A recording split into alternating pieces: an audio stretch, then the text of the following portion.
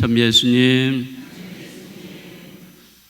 네, 오늘은 11월 들어서서 첫 번째 토요일이기 때문에 성모 신신 미사를 봉헌하고 있습니다. 네, 방금 들으신 루카복음에 보면은 어떤 여자가 큰 소리로 예수님의 어머니이신 마리아를 칭송하고 있습니다. 선생님을 배웠던 모태와 선생님께 젖을 먹인 가슴은 행복합니다. 예수님을 잉태하고 출산한 후에 아기 예수님께 젖을 먹인 어머니 마리아는 얼마나 행복하겠느냐 하는 그런 말입니다. 그렇지만 예수님은 이렇게 말씀하십니다. 하느님의 말씀을 듣고 지키는 이들이 오히려 행복하다. 진정한 행복이라는 것은 단순히 어머니와 아들 관계에서 오는 것뿐만 아니라 하느님의 관계에서 온다 하는 그런 말씀입니다. 다시 말해서 하느님의 말씀을 듣고 지키는 사람, 그 하느님의 말씀을 실천하는 사람들이 진정으로 행복한 사람들이다. 이제 그런 말씀을 들려주십니다. 오늘 저는 이 성모 신신미사 강론으로 성모님의 모성에 대해서 이야기를 여러분들과 함께 나누고자 합니다. 어머니는 본성상 상대적인 존재입니다. 자, 어머니는 자신의 자녀들과의 관계에서만 어머니가 될 수가 있습니다. 자녀가 없는 분은 어머니라고 부를 수가 없죠? 맞나요? 네. 그러니까 어머니가 되려면 반드시 뭐가 있어야 돼요?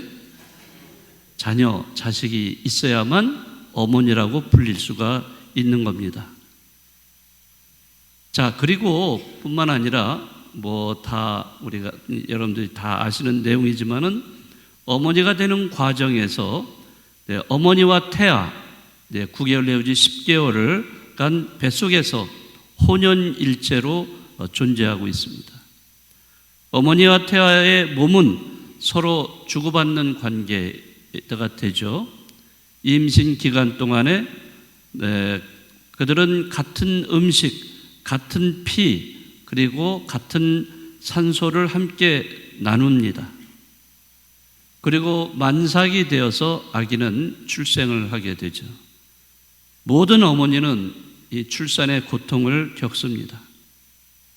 고통 후에 새로운 생명인 아기가 하느님의 선물로 주어집니다. 자, 그렇지만 그것으로 관계가 끊어지는 것이 아니라 태어난 아기는 또 영양분을 공급받기 위해서 어머니의 가슴에 의존해야 합니다. 또한 갓난아기의 눈은 겨우 어머니의 눈을 맞출 정도만 볼 수가 있게 되죠. 또 갓난아기의 귀는 어머니의 심장 박동 소리, 또 여성 특유의 높은 음조의 소리만 분명하게 들을 수 있을 것입니다. 어머니는 몸과 정신을 다해서 자신을 초월해서 자기 자녀들을 위해 헌신을 합니다. 어머니와 자녀는 초월적인 가까움으로 이어지지만 어머니는 자녀들에게 알 수 없는 존재로 남습니다. 그래서 어머니들은 정말 신비로운 존재입니다. 여러분들 어머니시죠? 네, 어머니들은 정말 신비로운 존재입니다. 자, 하느님의 어머니이신 마리아, 정말로 훌륭한 어머니이십니다. 모든 어머니를 파악하기 어려운 것처럼 마리아를 파악하기도 더욱 어렵습니다. 모든 어머니가 자신을 내어준다면 성모 마리아는 당신 자녀들을 위해서 더욱더 많은 것을 자신을 내어주시는 분이라 하겠습니다. 그럼에도 성모 마리아는 자신의 영광 따위는 전혀 아랑곳하지 않으십니다. 결국 마리아는 자신이 말씀하시는 바와 같이 오로지 하느님의 명령만을 이행하십니다. 루카복음의 1장 38절에 보면은 보십시오. 저는 주님의 종입니다. 말씀하신 대로 저에게 이루어지기를 바랍니다. 이렇게 마리아는 자신이 놀라운 은총들을 받았음을 깨닫는 그 순간에도 그것들이 바로 하느님의 선물임을 인정하고 있습니다. 따라서 우리가 성모님을 잘 이해하려면은 먼저 하느님을 잘 이해해야 합니다. 하느님을 이해하는 그 시작에서부터 성모님을 우리는 제대로 이해할 수가 있습니다. 하느님과 마리아의 관계, 하느님의 그 거룩한 계획, 여기에 마리아는 절대적으로 순응을 함으로써 그분의 생각과 행동이 흘러나오기 때문입니다. 그래서 마리아는 하느님의 어머니, 또 하느님의 배필, 하느님의 딸, 하느님의 종으로 불리고 있습니다. 이처럼 마리아의 정체성을 규정하는 하느님에 대한 이해는 또한 우리 모두의 정체성을 형성해주고 규정해주고 있는 것입니다. 하느님이 어떤 분이신지를 우리가 잘 이해할 때 우리는 그분의 자녀임을 또 잘 이해할 수가 있는 것입니다. 자, 이것은 계약으로 맺어진 하느님의 가족이라는 것을 뜻합니다. 교회는 하느님을 아버지로, 또 예수님을 형제로, 또 하늘나라를 집으로 이해합니다.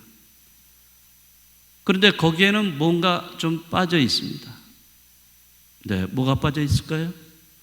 어머니가 빠져 있죠. 자, 모든 가족은 어머니를 필요로 합니다. 가족은 사랑 넘치는 어머니가 없이는 완전한 가족이 될 수가 없는 것입니다. 마리아를 그린 초기의 초상화를 보면은 마리아는 거의 항상 요한 묵시록에 나오듯이 누구를 안고 있는 모습으로 나타나고 있습니까?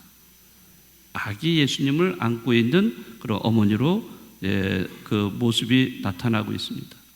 영원토록 세상을 위해서 그분을 안고 있는 그 모습으로 대부분이 표현이 되고 있습니다. 마리아는 스스로 자기 몸을 가누지 못할 정도로 어린 당신의 아드님을 돌보십니다. 네. 그렇지만, 그래서 그런지 몰라도, 제가 어느 날 어떤 성모상을 보았는데 그 성모상은 아기 예수님을 안고 있는 성모상이었어요. 그런데 뭔가 특이한 점이 있었습니다. 자세히 보니까 성모님의 팔이 어마어마하게 굵은 근육질의 팔로 이렇게 성상이 되어 있었던 거예요. 왜 근육질의 이런 팔로 이렇게 만들어졌을까? 그것은 바로 아기 예수님을 계속 안고 있어야 되기 때문입니다.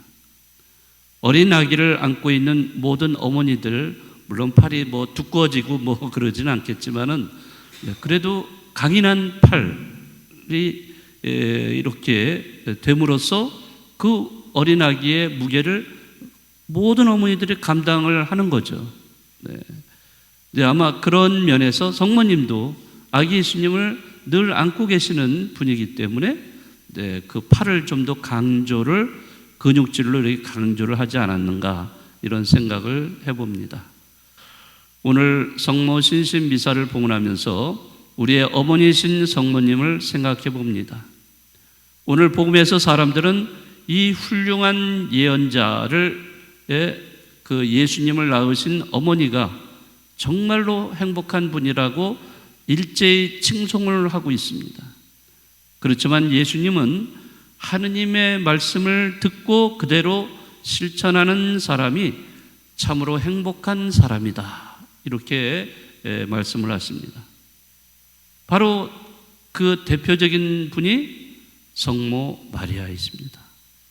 성모 마리아는 하느님의 말씀을 듣고 그거를 마음속에 간직하셨고 그것을 그대로 삶에서 실천한 분이셨기 때문에, 그래서 성모 마리아는 행복한 여인, 또 여인 중에 가장 복된 여인으로 칭송을 받는 것입니다. 단순히 예수님의 어머니이기 때문에가 아니라 하느님의 말씀을 잘 듣고 받아들이고 간직하고 되새기고 그러면서 그 말씀을 그대로 삶 안에서 실천하셨기 때문입니다. 자, 여러분들도 성모님처럼 하느님 말씀을 잘 듣고 또 그것을 듣기만 해서도 안 되고 그것을 간직해야 돼요.